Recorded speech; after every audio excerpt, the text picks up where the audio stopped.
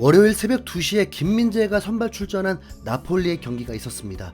월드컵 이후 첫 경기이자 2023년 첫 경기에서 인터 밀란을 상대했었는데 아쉽게 0대1로 리그 첫 패배를 당했죠. 그리고 3일 쉬고 삼프도리아와의 원정 경기를 또 치르는 일정이었습니다. 패배에 익숙하지 않은 팀이었다 보니 나폴리 선수들에게 어떤 영향을 미치게 될지 궁금했습니다. 유벤투스는 어느샌가 2위권까지 추격해 와버렸고, 디펜딩 챔피언 인터밀란도 여전히 강하고, AC밀란은 나폴리와의 승점 차이가 가장 좁혀있는 팀. 이 팀들이 한 번 더 승리하고 나폴리가 패배를 당한다면 나폴리 우승 시나리오는 결코 수월하게 쓰여질 수 없었습니다.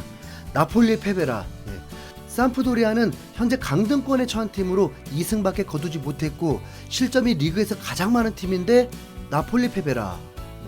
혹시나 나폴리가 강등권 팀에게도 겨우 비겼던 상황도 있었고, 이변이라는 건 언제나 존재하니까 삼프도리아는 홈에서 유벤투스, 라치오와 비기기도 했습니다. 그래서인지 스팔레티 감독은 3일밖에 쉬지 못했지만 이번에도 최정예급 라인업으로 삼프도리아를 상대했습니다. 그렇기 때문에 당연히 김민재도 선발 출전했죠. 센터백 좌우만 바뀌었을 뿐입니다. 인터 밀란전에서 실점에 빌미를 준 라흐마니가 벤치에 있었고, 지엘린스키와 올리베라도 벤치를 시켰습니다. 전반 4분 만에 나폴리는 앙기사가 페널티킥을 얻어내면서 경기를 쉽게 풀어갈 수 있었는데, 폴리타노가 페널티킥을 실축하면서 김 빠지게 되었습니다. 삼프도리아의 매서운 중거리 슛이 오히려 실점이 될 수도 있었습니다. 나폴리에는 핵심 공격수 오시멘이 건재한데, 얘는 왜 마스크를 해도 불편함이 없는지 오히려 편하다고 하네요. 전반 18분에 윙백 후이가 박스 안으로 접근하자 갑자기 오시멘이 폭풍 질주를 하더니 제대로 크로스가 들어가면서 번개 같은 골을 성공시켰습니다. 이게 축구죠. 동료들끼리의 호흡이 빛나는 장면이었습니다. 나폴리는 전반에만 12개 슈팅과 5개 유효 슈팅으로 여전히 강한 공격력을 보여줬고, 삼프도리아도 나름 잘 버텼습니다. 김민재의 롱패스 한 방이 나오기 전까진 말이죠. 김민재는 말해 뭐하나요?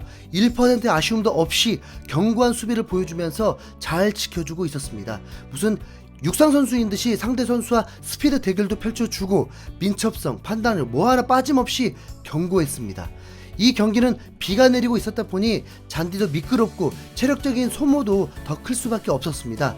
전반 29분 김민재는 상대 공격수에게 당하면서 넘어질 뻔했는데 그마저도 버텨내면서 볼을 걷어내기도 했습니다. 사실은 당한 건 아니죠. 상대 공격수보다 먼저 볼을 커버할 수 있는 상황에서 움직임을 막고 자리를 선점하기 위해서 멈칫했는데 몸싸움격으로 충돌한 것입니다.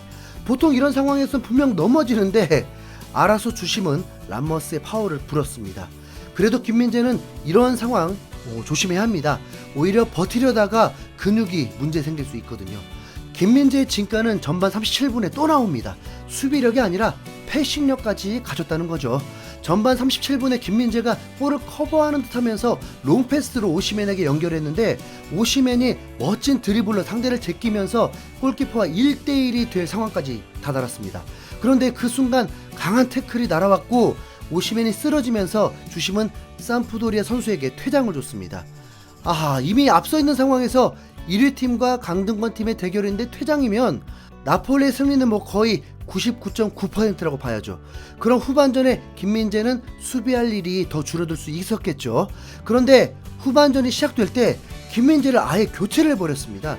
경기 중에 일어나는 일이라서 김민재의 부상 문제까지 신경 쓸 수밖에 없었고, 실시간으로 김민재 문제 생겼나, 김민재 돌연 교체, 이탈리아 매체 걱정, 이런 기사들도 나오기도 했습니다.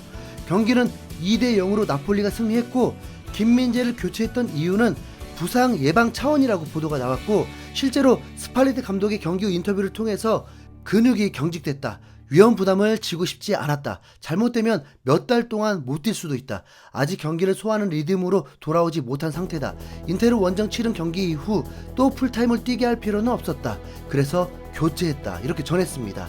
다행히도 벤치에서 김민재는 웃고 있는 모습이 포착되었기 때문에 큰 사고가 일어날 일은 없을 듯 합니다.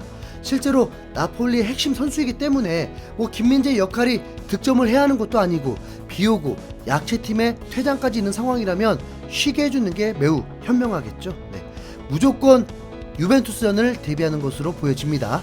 김민재는 6일을 쉬고 홈에서 현재 8연승 중인 이탈리아의 최대 빅클럽 유벤투스를 상대하게 됩니다.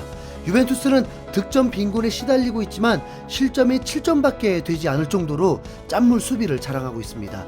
나폴리가 우승하기 위해선 홈에서만큼은 유벤투스 잡아야 하니까요. 네. 김민재와 블라우비치의 빅매치도 기대가 되죠. 네. 김민재가 컨디션이 100%가 아니었는데도 전혀 티가 나지 않는 대활약. 네. 대한민국 선수 맞는 거죠? 네. 김민재 파이팅. 이상 흰수염고래였습니다. 감사합니다.